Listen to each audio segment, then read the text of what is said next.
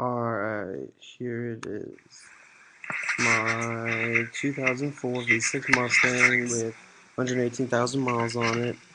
It runs great. It looks, I think, super awesome. I take so much pride in that car. It did recently get its engine replaced by me and my dad. Well, 5,000 miles ago, and no problem since. It There's a scratch right there. Um, you see the Raxium tinted taillights, and there's another little thing where my brother's friend backed into it, learning to drive, left a small dent, but I fixed the dent. Here's this other side. The owner before me, I guess, backed into something, left a couple scratches. And right here, the owner before me, I guess, opened the door. And you can kind of see all the scratches on the right there on the handle. And over here, right above the handle, there's a couple scratches there, which kind of make me really sad considering how much I love this car. But it's one of those things you don't even notice from 5 feet back, as long as there's a couple scratches on the window. Now we're going to move to the front. Once again, the car looks pretty cool, I think. Got the tinted windows, except the back tint is messed up, or, well, it needs to be retinted, not messed up. Got my wheels, the black AmericanMuscle.com wheels. Alright, now moving on to the trunk. It is very messy right now. Sorry about that. As you can see, it's my daily driver still until someone buys it. I'm in no rush. But you can see my two 10-inch Sony Explode subs. They sound awesome. They can make your mirrors shake in your car and the car next to you, probably, if you turn it all the way up. And got that Raxium third brake LED light, third brake. It looks sweet, along with those Raxium smoked out taillights and this. It's kind of like a custom little gas door opener, yeah. Those rims I love so much. They made the car amazing. Once again, I pointed them out a minute ago.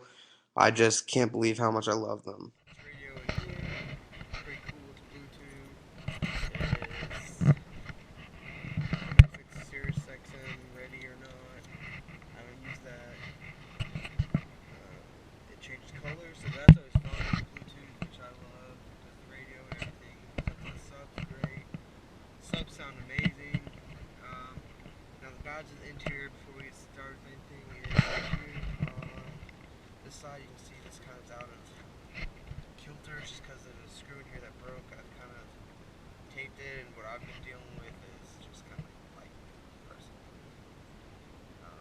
It's just kind of one of those things. It's very minor. I mean, it's probably like stands out to me because I take so much pride in this dang car. I've done so much to it. I think I've done so much to it. The other thing up here is this cracked. Don't know how, don't know when. I was thinking about, I don't know if you guys have ever heard of it, but it's kind of like a duct tape that looks like a carbon fiber, and I was going to wrap the whole thing and put it back in. It looks pretty cool. My friend had it done to his air vents and his console and his Jeep, and it looks awesome, I think. The other thing in here is, right down here, my dad's trying to help me when he replaces the engine, and accidentally pressed down on this too hard, and it means absolutely nothing. Once again, it's just kind of one of those little things I notice. I mean, if you're in the passenger seat, you barely even see that. The last thing about the interior is there's a small rip right here, which is very new. Makes me very sad to have it. So I was thinking about getting a seat cover, but I really need to sell the car. So instead, I'll let whoever buys it deal with that little rip. Back seats are pretty comfortable for as in any coupe, but who really cares? Am I right? It's a Mustang. It's not meant to be a family SUV like most cars out there, or any four-door car. It's made to have these back seats like this. Actually, start it up. Like I said in the post on the Craigslist. It's got 118,000 miles about. It is my daily driver, so if you come by to buy it, probably have a few extra miles on it because I do drive it every day to work, which is right down the road from my friend's house or anything like that. It's a very good teenager car. I haven't done anything stupid with it, like drifted or anything. It don't even know if it could. V6, but it does great on gas for the car it is. It sounds awesome, which I'll let you hear it in a second. It sounds awesome. That's my favorite thing about it. It's just hitting that accelerator. It sounds so sick. The subs are awesome. You know, I can pull them to school and people are like, oh, Joseph's here. It's like, yeah, I know, I know.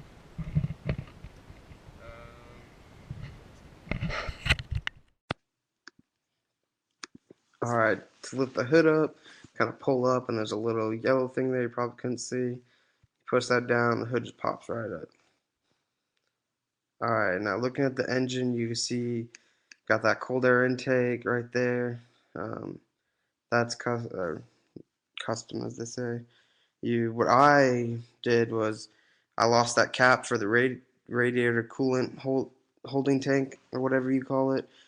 So I just kind of put a little plastic cap that didn't quite like hook on, and then I tinfoiled it around so it didn't fall off. It works perfectly fine. I mean, that thing's probably barely ever even used.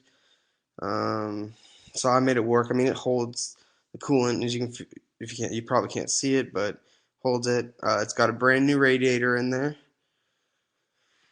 because when me and my dad were replacing the engine, I accidentally pulled out the transmission lines, which it kind of like lost the seal. So we had to replace the radiator. So it's a brand new radiator. It works. I've been driving this car for 5,000 miles since I replaced the engine, and not a problem. Now, one day I was an idiot before new cars, and I was washing the engine. But of course, I didn't know anything, so I actually poured water on my electrical system here, and ended up, instead of just replacing it, buying the upgraded versions on AmericanMuscle.com. So I got the upgraded spark plug wires and the upgraded coil pack, so that theoretically should help with horsepower or just how the engine runs. I don't know. I got the fuse for the subwoofer, so it doesn't blow out. It can be very dangerous not to have a fuse, and that's where it sub hooks up. Got that nice look that the cold air intake gives. Of course, the foil doesn't make it looking too good, but it's working.